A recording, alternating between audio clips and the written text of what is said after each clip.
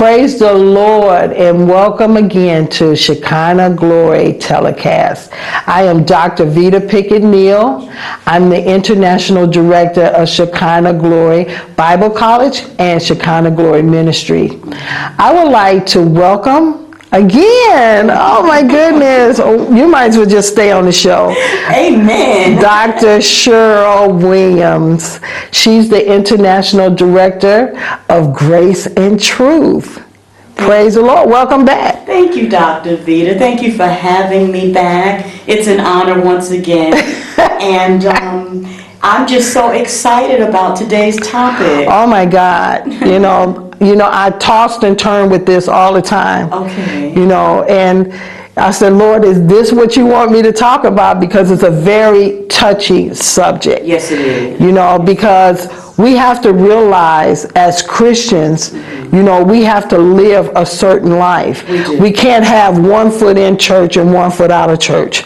God said that He doesn't want us lukewarm. Oh, yes. Either hot or cold. We can't be lukewarm or He'll spew us out of His mouth. That's right. And like the scripture that you're going to refer to, it encourages us to guard our hearts and minds. Mm-hmm. Because what we have to understand is because we are in the world, that we have to be mindful of what we allow in our spirit man. Mm-hmm. We must be mindful to build the spirit man up. Mm-hmm. And by building the spirit man up, I believe that helps us to walk in the disciplined life that Christians are to live by. I think that scripture is in Proverbs 4:23. Okay. It says, keep your heart with all diligence. Yeah. That's like on a daily basis. That's right. Every day. That's right. Not some days, not when I feel like it. Yeah. Because when you do that, then that's why all this foolishness comes back in of the old ways. Oh, yes. Because we don't diligently or on a daily basis. Yeah. It says, for out of it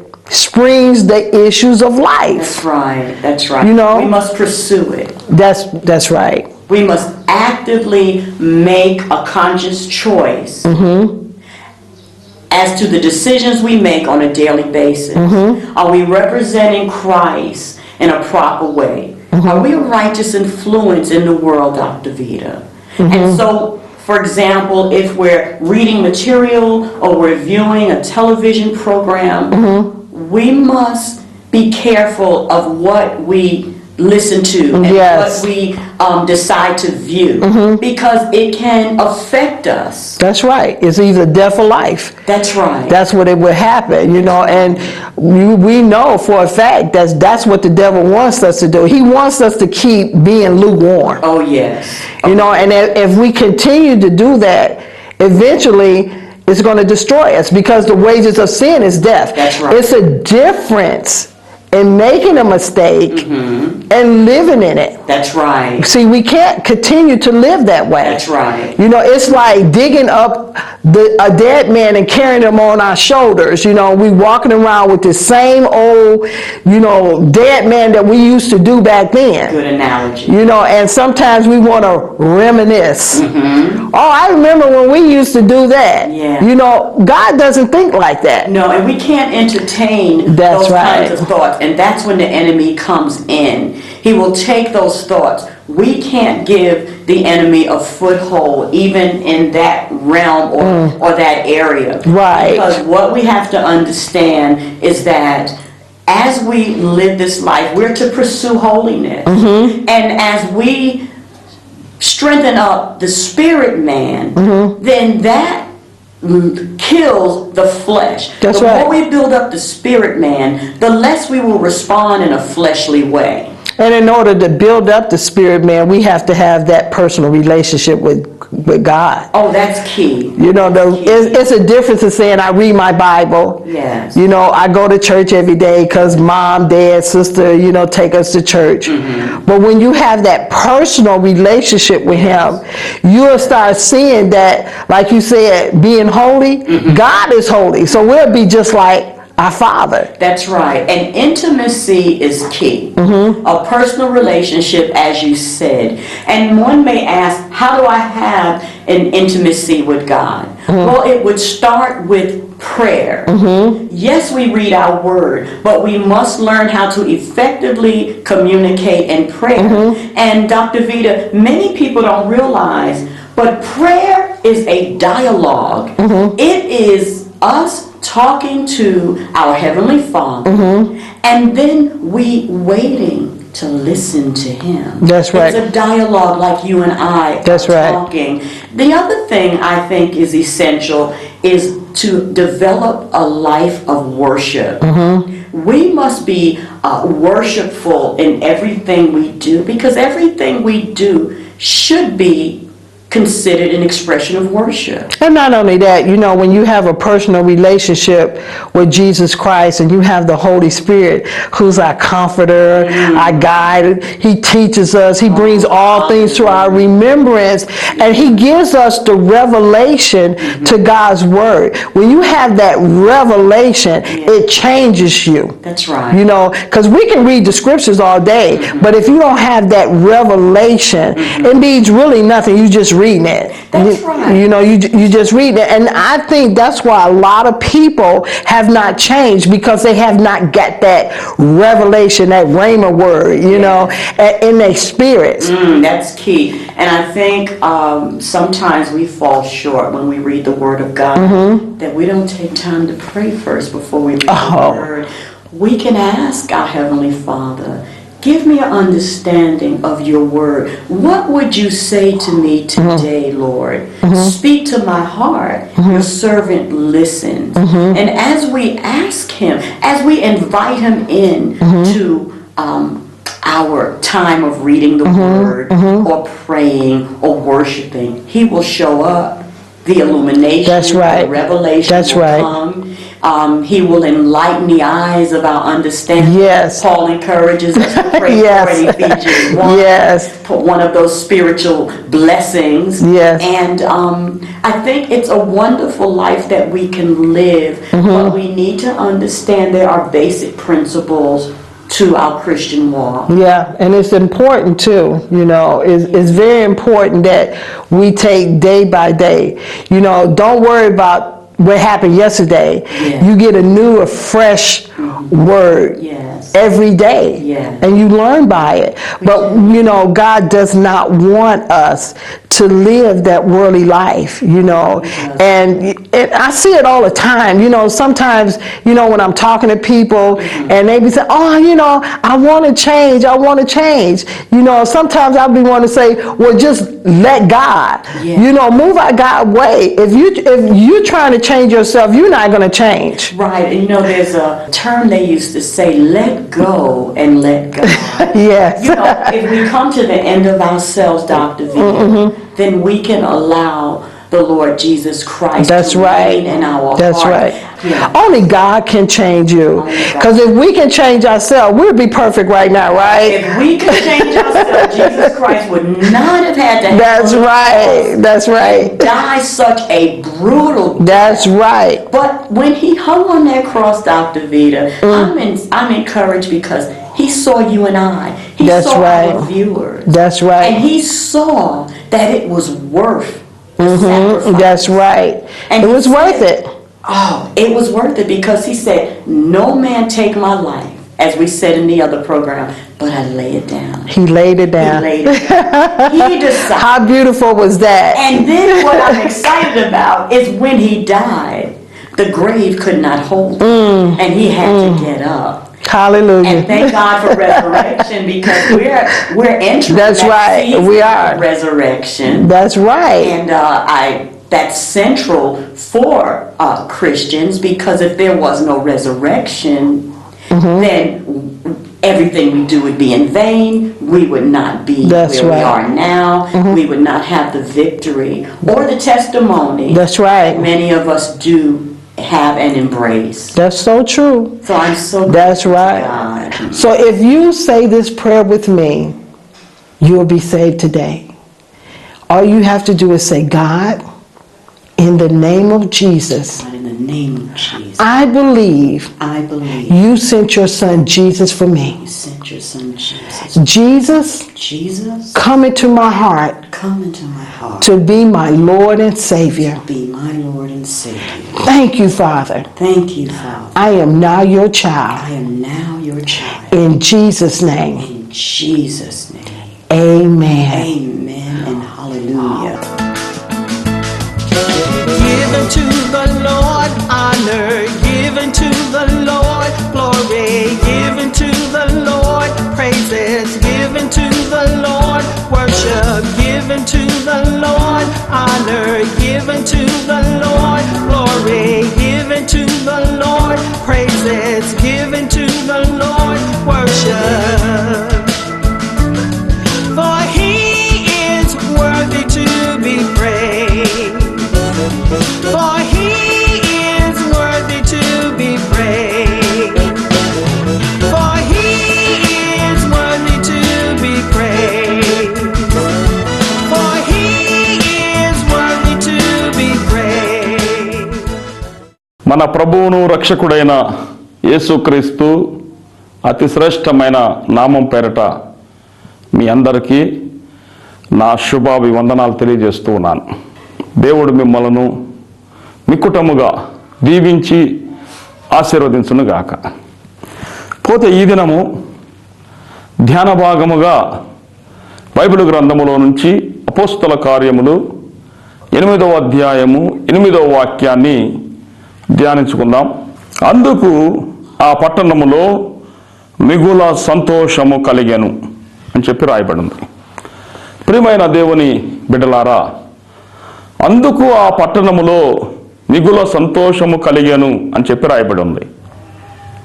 అందుకు అనగానే వెంటనే మనలో ఒక ప్రశ్న కలుగుతుంది. అదేంటంటే ఎందుకు అని మనకు కలుగుతుంది. ఎందుకు సంతోషం కలిగింది ఆ పట్టణంలో? ఆ పట్టణము ఏ పట్టణము? అక్కడ సంతోషం కలగడానికి గల కారణాలు ఏంటి అని మనం కొంచెం వాక్యపు వెలుగులో లేఖనాలను ధ్యానం చేస్తే అపోస్తల కార్యము 8వ అధ్యాయము 4వ వాక్యం. కాబట్టి చెదరిపోయిన వారు సువార్త వాక్యమును ప్రకటించుచు సంచారము చేసిరి. అప్పుడు ఫిలిప్పు సమరయ పట్టణము వరకు వెళ్ళి క్రీస్తును వారికి ప్రకటించుచుండెను. ప్రియమైన దేవుని బిడ్డలారా, ఈ లేఖన భాగములో మనం చూసినప్పుడు సమరయ పట్టణము కనిపిస్తూ ఉంది. ఫిలిప్పు అనే దైవజనుడు కనిపిస్తూ ఉన్నాడు. ఫిలిప్పు చెదరిపోయినటువంటి దేవుని యొక్క శిష్యులు ఆయా ప్రాంతములకు వెళ్ళిపోయి దేవుని యొక్క స్వార్థను ప్రకటించే పనిలో నిమగ్నమైపోయారు.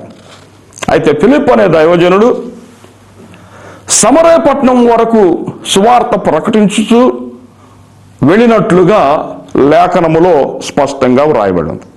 మిగుల సంతోషము ఎక్కడ కలిగింది అని అంటే సమరయ పట్టణములో కలిగింది. ఎందుకు కలిగింది అని అంటే దైవజనుడైన ఫిలిప్పు సమరయ పట్టణానికి వెళ్ళాడు కాబట్టి అందుకు ఆ పట్టణములో సంతోషం కలిగింది. దైవజనుడు వెళ్ళాడంటే ఏదో గొప్ప అద్భుతం జరిగే ఉంటుంది, ఆశ్చర్య కార్యాలు జరిగే ఉంటాయి. ఎవరింట్లోనైనా సంతోషం కలగాలనుకోండి, ఊరకనే సంతోషాలు పుట్టవు కదా. ఏదో ఒక సమాచారం ఉంటుంది, ఏదో ఒక శుభ సందర్భం ఉంటుంది. ఆ సందర్భాన్ని బట్టి మనం సంతోషిస్తాం, మనం ఇల్లంతా ఆనందిస్తాం. మన ఇంట్లో ఎవరికైనా ఉద్యోగం వచ్చిందనుకోండి, మన ఇల్లంతా ఆనందిస్తారు. మంచి వ్యాపారం పెట్టి చక్కగా డబ్బు సంపాదిస్తున్నారు అనుకోండి, ఆ ఇల్లంతా సంతోషంగా ఉంటారు. మంచి భార్య దొరికిందనుకోండి, వాళ్ళు సంతోషిస్తూ ఉంటారు. ఇదే విధముగా సమరయ పట్టణములో కూడా సంతోషము కలిగెను. సమరయ పట్టణం గురించి మీకు కొద్ది మాటలు చెప్తాను. సమరయ పట్టణము పాత నిబంధన గ్రంథములో ఉన్నటువంటి షోమ్రోను పట్టణమే క్రొత్త నిబంధన గ్రంథములో ఉన్న సమరయ పట్టణం. మీరు మొదటి రాజుల గ్రంథం 16వ అధ్యాయం 24 నుంచి 34 వాక్యాలు గనక మీరు చూస్తే, అతడు షెమెరునొద్ద షోమ్రోను కొండను 4 మణుగుల వెండికి కొనుక్కొని ఆ కొండ మీద పట్టణం ఒకటి కట్టించి ఆ కొండ యజమానుడైన షేమేరు అన్న అతని పేరును బట్టి తాను కట్టించిన పట్టణమునకు షోమ్రోను అను పేరు పెట్టెను అని చెప్పి రాయబడి ఉంది. షోమ్రోను అనగానే పైన నెంబర్ 1 ఉంది చూడండి, ఫుట్ నోట్స్లో కిందకి పోతే సమరయ అని చెప్పి రాయబడి ఉంది. షోమ్రోను పట్టణము అని అంటే సమరయ పట్టణమే.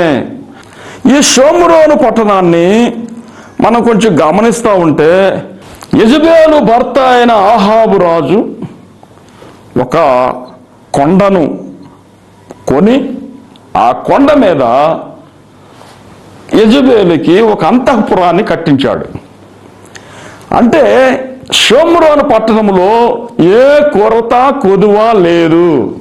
షోమ్రోను ఆశీర్వదించబడినట్టుగా ఉన్నది, ఏ కొరత లేదు, అన్ని సమృద్ధిగా దొరుకుతాయి. పాపానికి సమృద్ధి ఉంది అక్కడ, అన్నిటికీ సమృద్ధి ఉన్నది.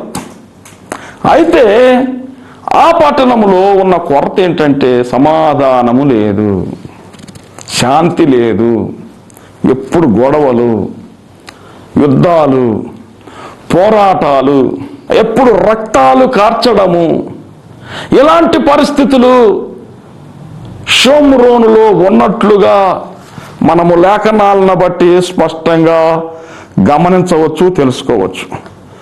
మొదటి రాజుల గ్రంథము 22వ అధ్యాయము 38వ వాక్యాన్ని గనక మనం చూసినట్లయితే, నేను చదువుతాను, కొంచెం మీరు వినండి. వేశ్యలు స్నానము చేయుచుండగా ఒకడు ఆ రథమును షోమ్రోను కొలనులో కడిగినప్పుడు యెహోవా సెలవిచ్చిన మాట చొప్పున కుక్కలు వచ్చి అతని రక్తమును నాకెను.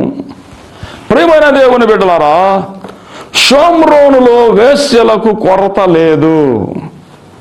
షోమ్రోనులో వేశ్యలకు ప్రసిద్ధి చెందిన స్థలం. అక్కడ పాపానికి ఏమాత్రం ఆటంకములు లేవు.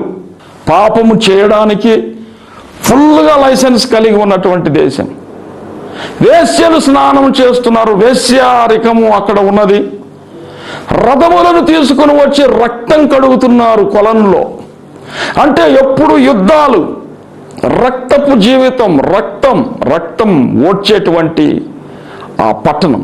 నా ప్రియమైన దేవుని బిడ్డలారా, అంటే షోమ్రోన్లో సమాధానము లేదు, శాంతి లేదు, నెమ్మది లేదు. ఎప్పుడు తన్నులాటలు, యుద్ధాలు, పోరాటాలతో కూడినటువంటి దేశముగా షోమ్రోను ఉన్నది. ప్రియమైన దేవుని బిడ్డలారా, ఈ షోమ్రోనే క్రొత్త నిబంధన గ్రంథములో ఉన్న సమరయ పట్టణము. దైవజనుడైనటువంటి ఫిలిప్పు ఆ సమరయ పట్టణానికి వెళ్ళాడు. సమరయ పట్టణానికి వెళ్ళినప్పుడు ఆ పట్టణంలో సంతోషం కలిగిందంట. దేవునికి స్తోత్రం, దేవునికి స్తోత్రం, హల్లెలూయా.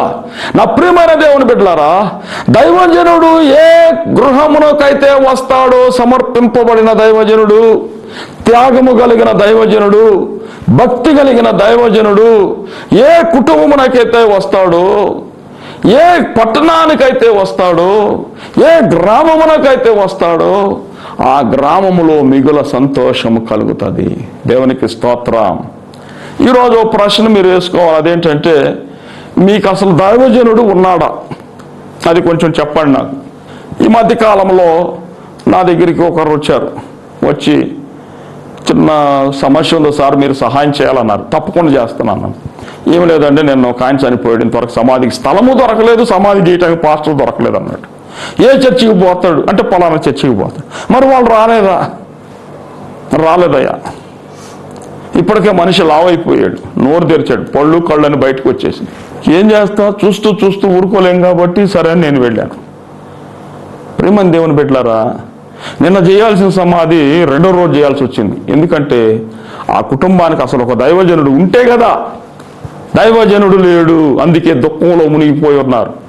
శవాన్ని ఇంటి ముందు పెట్టుకుని దుఃఖంలో ఉన్నారు, సమాధి చేసేవాళ్ళు లేక. నా ప్రియమైన దేవుని బిడ్డలారా, ఈరోజు నేను అడుగుతున్న ప్రశ్న ఏంటంటే, నీ కుటుంబానికి నీకు ఒక దైవజనుడు ఉన్నాడా? 1000 రూపాయలు మార్చి అందరికి తలా ఒక 100 రూపాయలు ఇంటికి వచ్చిన వాళ్ళకెల్లా ఇచ్చేసి వీళ్ళందరూ మా పాస్టర్లే అని చెబుతున్నావా? గుర్తుపెట్టుకో, ఫిలిప్పు సమరయ పట్టణానికి వెళ్ళినప్పుడు ఆ పట్టణంలో మిగుల సంతోషం కలిగింది. ఫిలిప్పు వెళ్ళినప్పుడు జరిగిన కార్యాలు ప్రధానంగా 3 ఉన్నాయి. ఆ 3 విషయాలు మీకు చెబుతాను, కొంచెం శ్రద్ధగా విని దైవాశీర్వాదములు పొందండి. దేవునికి స్తోత్రం.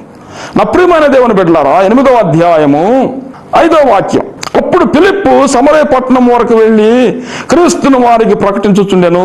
జన సమూహములు విని ఫిలిప్పు చేసిన సూచక క్రియలను చూసినందున అతడు చెప్పిన మాటల యందు ఏక మనసుతో లక్ష్యముంచగా అనేకులకు పట్టిన అపిత్రాత్మలు పెద్ద కేకలు వేసి వారిని వదిలిపోయాను.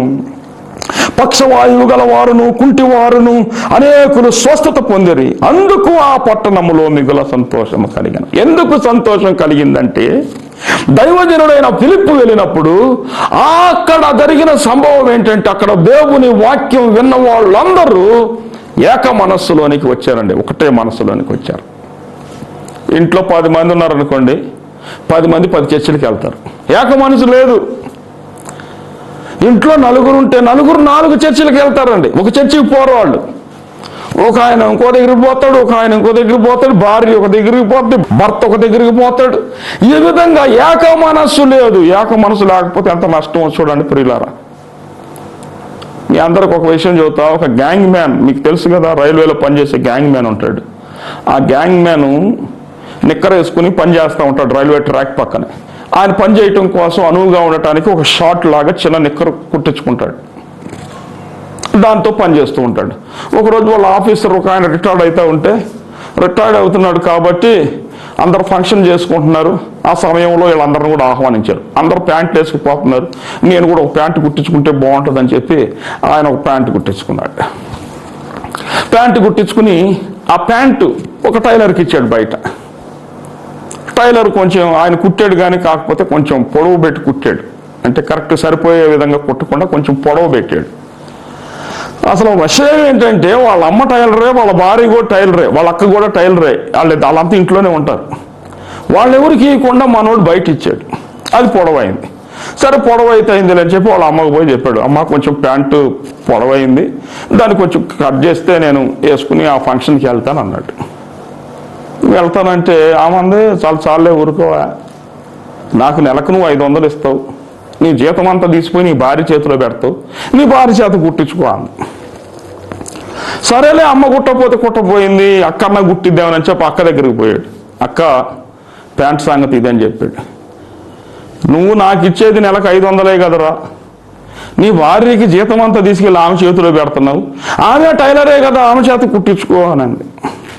అంటే భార్య దగ్గరికి కూడా పోయి అడిగాడు ఇతడి సంగతి అని. అనగానే ఆమె ఏమనాలో అనేసింది. ఆమెకి ఇస్తున్నావు 500, ఆమెకి ఇస్తున్నావు 500, వాళ్ళు కనీసం ఆ ప్యాంటు కూడా కుట్టరా అని చెప్పారు అంది. అందుకే ఇసుగు పుట్టి ఆ ప్యాంటు ఆడ దగ్గర చెల్లిపోయాడు. తర్వాత తల్లిగారికి కొంచెం ఒక ఆలోచన కలిగింది. లేక బిడ్డ ప్యాంటు కుట్టించుకుంటే ఎంత దుర్మార్గురాలు, నేను కనీసం దాన్ని కట్ చేయలేకటానికి కూడా నాకు చేతులు లేకపోయి అని చెప్పి పశ్చాత్తాపం చెంది ఒక 2 అంగుళాలు తగ్గించి కట్ చేసి కుట్టేసింది. ఆమె తర్వాత వాళ్ళ అక్కగారికి కూడా మారు మనసు వచ్చింది. అయ్యయ్యో, మా తమ్ముడు లేక ప్యాంటు కుట్టించుకుంటుంటే నేను ఎంత దుర్మార్గురాలను, ఆయన ప్యాంటు కట్ చేయటమంటే నేను నో అన్నానే అని బాధపడి ఆమె పోయి ఒక 2 అంగుళాలు కత్తిరించి మళ్ళీ కుట్టి పెట్టింది. చివరకు మళ్ళీ వాళ్ళ భార్యకి కూడా వచ్చింది మారు మనసు. వచ్చి వాళ్ళ అమ్మ కుట్టకపోయింది, వాళ్ళ అక్క కుట్టకపోయింది, నా భర్తకి నేను కుట్టకపోతే ఎట్లా అని చెప్పి నేను కూడా కుడతా అని చెప్పి వెళ్ళి ఆ ప్యాంటుని తీసి ఏం కూడా ఒక 2 అంగుళాలు కత్తిరించి మొత్తం మీద మడత పెట్టింది. ప్రేమని దేవుని బిడ్డలారా, మనోడు ప్యాంటు వేసుకుని ఫంక్షన్కి పోతే అది నిక్కరు కాదు, ప్యాంటు కాదు. అందరూ నవ్వుతున్నారు చూసి. నిక్కర్ అన్న అయితే సంతోషపడేవాళ్ళు, ప్యాంట్ అన్న అయితే బాగా ఆనందించేవాళ్ళు. అది నిక్కరు కాదు, ప్యాంటు కాదు. అందరు నవ్వుతూ ఉన్నారు. చూసారా, ఒక ఇంట్లో ఏక మనసు అనేది లేకపోతే ఎంత నవ్వులు పాలవుతామో చూడండి ప్రియులారా. నేను చెప్పిన సందర్భం ఇది. మీ వ్యక్తిగత జీవితాలను ఆలోచించండి. ఒక ఇంట్లో ఏక మనస్సు అనేది లేకపోతే ఎంత నష్టం వాటిల్లుతుందో గమనించండి. నా ప్రియమైన సహోదరుల, ఒక దైవజనుడు నీకుంటే, ఒక సమర్పించబడిన దైవజనుడు నీకుంటే, ఒక సమర్పించబడిన సేవకుడు నీకుంటే, త్యాగం కలిగిన దైవజనుడు నీకుంటే, నీ ఇంట్లో మొట్టమొదట కలిగే విషయం ఏంటంటే ఏక మనస్సు వస్తుంది. దేవునికి స్తోత్రం. హల్లెలూయా. ఇంకా సమర్పింపబడిన దైవజనుడు నీకుంటే జరిగే ఇంకొక గొప్ప ఆశీర్వాదం ఏంటంటే 7వ వాక్యం, అనేకులను పట్టిన అపవిత్రాత్మలు పెద్ద కేకలు వేసి వారిని విడిచిపోయాను. అపవిత్రాత్మలు విడిచిపోయినాయి, దెయ్యాలు విడిచిపోయినాయి. దైవజనుడు ఒక కుటుంబానికి ఉన్నప్పుడు, ఒక పట్టణంలో ఉన్నప్పుడు, ఒక గ్రామంలో ఉన్నప్పుడు దైవజనుడు విలువ తెలుసుకోండి. దైవజనుడు ఉంటే దెయ్యాలు పారిపోతాయి అంట. ఏక మనసు లేకుండా ఉండటానికి కారణం ఆ ఇంటికి దెయ్యాలు పట్టినేనే కదా అర్థం. దెయ్యాలు పట్టినాయి కాబట్టే వాళ్ళకి ఏక మనసు లేకుండా పోయింది. నీకు కుటుంబానికి ఏక మనసు రావాలి అని అంటే ముందు నీ కుటుంబంలో ఉన్న మనుషులకు పట్టిన దెయ్యాలు వదలాలి. ఆ దెయ్యాలు వదలాలంటే దైవజనుడు రావాలి, సమర్పించబడిన దైవజనుడు కావాలి, భక్తిగల దైవజనుడు కావాలి, సంఘం కోసం ప్రాణం పెట్టే దైవజనుడు కావాలి, సంఘ క్షేమం కోసం పోరాడే దైవజనుడు కావాలి.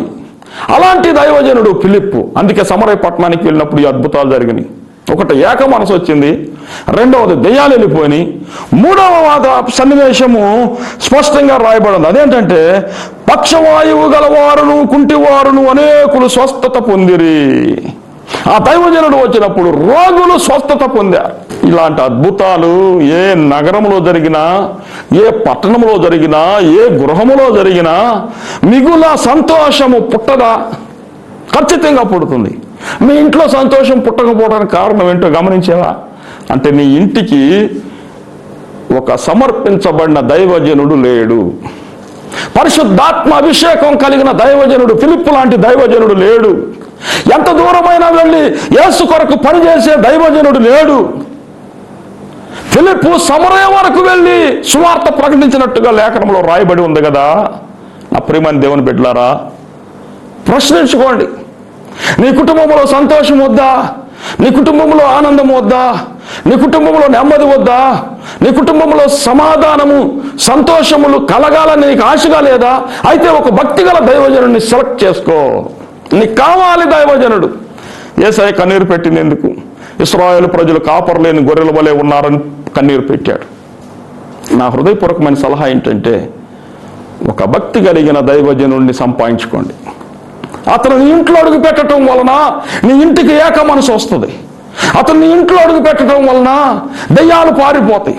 అతను నీ ఇంట్లో అడుగు పెట్టడం వలన రోగాలు మాయమైపోతాయి.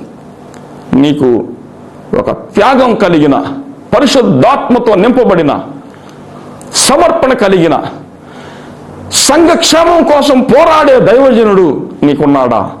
ఒక ప్రశ్న వేసుకో. ఒకవేళ అలా లేకపోతే అలాంటి దైవజనుడిని సంపాదించుకో. నీ కుటుంబంలో మిగులు సంతోషం కలిగిద్ది. ప్రభు కృప మీకు తోడై ఉండును గాక. తలలో వంచండి, చిన్న ప్రార్థన చేద్దాం.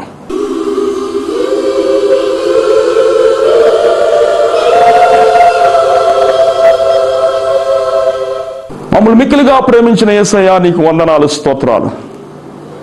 ఈ సమయంలో మా ప్రియులతో, నాతో మీరు మాట్లాడిన ప్రతి మాటను బట్టి వందనాలు ప్రభువా.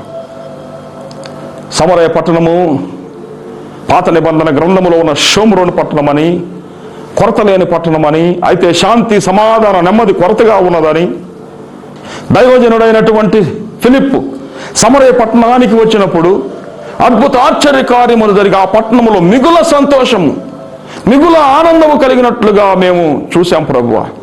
మా కుటుంబంలో కూడా శాంతి, మా కుటుంబములలో అసమాధానం, శాంతి లేని పరిస్థితి, ఏక మనసు లేదు, రోగములు, దెయ్యములతో పీడించబడడం, ఇలాంటి బంధకాలతో బంధించబడి ఉన్నటువంటి ఏ కుటుంబమునకైనా సరే ప్రభువా ఒక మంచి దైవజనుడు కావాలి అని మీరు మాతో మాట్లాడిన ప్రతి మాటను బట్టి వందనాలు చెల్లిస్తున్నాం. ప్రియులు ప్రభువా, కళ్ళు తెరుచుకుని ఒక సంఘ సహవాసమునకు కట్టుబడి భక్తిగల దైవజనుని సెలెక్ట్ చేసుకుని ఆ దైవజనునితో సహవాసము చేసి ప్రభువా నీవిచ్చే బహుమతులు, నీవిచ్చే ఆశీర్వాదములు పొందుకుని నీ నామ మహిమ కొరకు జీవించుటకు కృప చూపించమని నీ దయగలిగిన కృపా హస్తములకు మమ్మల్ని అందరినీ అప్పజెప్పుకుంటూ యేసయ్య శ్రేష్టమైన నామములో అడిగి వేడుకుంటున్నాము తండ్రి. ఆమేన్, ఆమేన్.